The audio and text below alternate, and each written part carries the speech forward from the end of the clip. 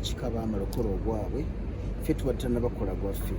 naye twali twagala okikolera ate awo omwana we yalwaliramu okwo naaba nga akyali mu ddwaliro naye amangu ddala tugenda kubategeka omukolo oguyinza kubeera kusaba sinti lumbeko olumbe babalwayo bali abafamire kati kitujja okukola bagye tujja basaba batuwe omusiko oyo tumulage abantu nti bannange ono yadda mu bigere bya Evelyn kubanga kyaggwa si buvunaanyizibwa bwaffe mu Buganda okusubika muntu gw'otalinaako kika ffe byaffe bikoma eno mu mirimu bikoma eno mu mukwano naye waliwo ekituuka nga kigenda mu musaayi nga tujja okikola naye ndowooza mu bbanga etalidde tugenda bategeeza tetugenda okukikola mu maka gaffe awo Zubair family tuyite abantu ab'enjawulo bajje bamusabire baatisiti bannaddiini n'emikwano gye gyonna egiri bajje nga basabireko Evelyn then nga n'omwana we waali wakati omwana yatiridde waali ali bulungi tugenda kukikola mangu ddala. Omwana ki ekyali kimuluma? Omwana yafunamu obuzibu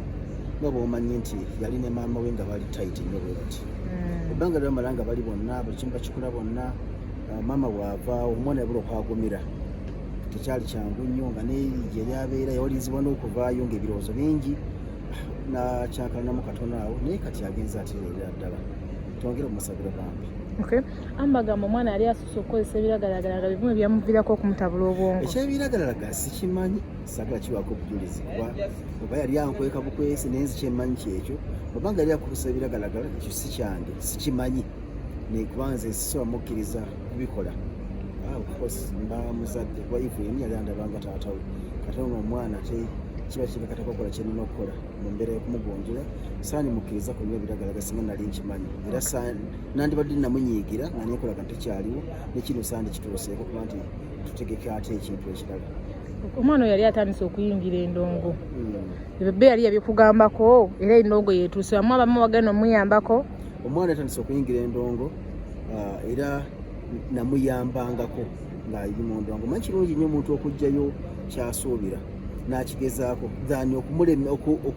okulemwa okumuyambako omuyambako kyolinako obusobozi bwe kigaana nemukita naye nga ffe twagezaako ogwaffe kubanga talenti si ffe tulina okugimuteekamu bw'abanga yeetaagayo emitwalo 210 olimuwa agende mu studio akole bw'avaayo n'ekibi nekitakolera bantu ekyo kirala naye bw'anaavaayo n'ekirungi ffena tujja kusanyuka tujja ganyulwamu. Twogere omwana oyo talinamu kiraga nti oba alina ekitone ky'okuzannya nga maama we? Ekitone ky'okuzannya yakinamu ate bwe kiba nga lu director kubanga ndi director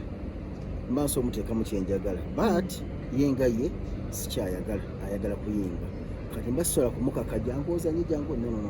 basobola kikola batajja kukola kirungi naye nga kitone kubanga ali era azanyeeko ebimu mu firimu zaffe ziyise ezimu yazizanya ne maama we akyaliwo naye ye nga alowooza nti kolingi eri mu kuyimba. Before Evelyn Lagwe yalina ekivulu kye yali ategese ekyalina okubeera ku Papazi. Before naye ekyo mwali mu kusooka mulina Muganzirwazza. Emisango egyo gituuseewa era tuli ku kikati? Emisango egyo abetuloopa baalwana nnyo kulanga bagidireyingisa negirwawo kuba kati weewuunye twakatandika okuwoza emyaka kati gisoba mu 2 kuba twaloopa 222 tuli 224 olaba nti ebbanga bakikola mu bugenderevu leero looya waali enkya taliiwo leero ono waali ate luli nalwadde ne bagezaako okuteekateekawo ekibeera ekyo ne twatandisa okuwoza kuba emisango twaba baloopa egy'enjawulo naye ng'eno mu civil court bitambula era minisita biyingira minisita Mpanga Daudi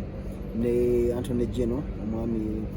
Bwanika bakiyingiramu tuyingiramu nteeseganya netezinaba kugguka eri mu criminal gye tuli ne mu civil gye tuli kuba twetaaga okutuulirira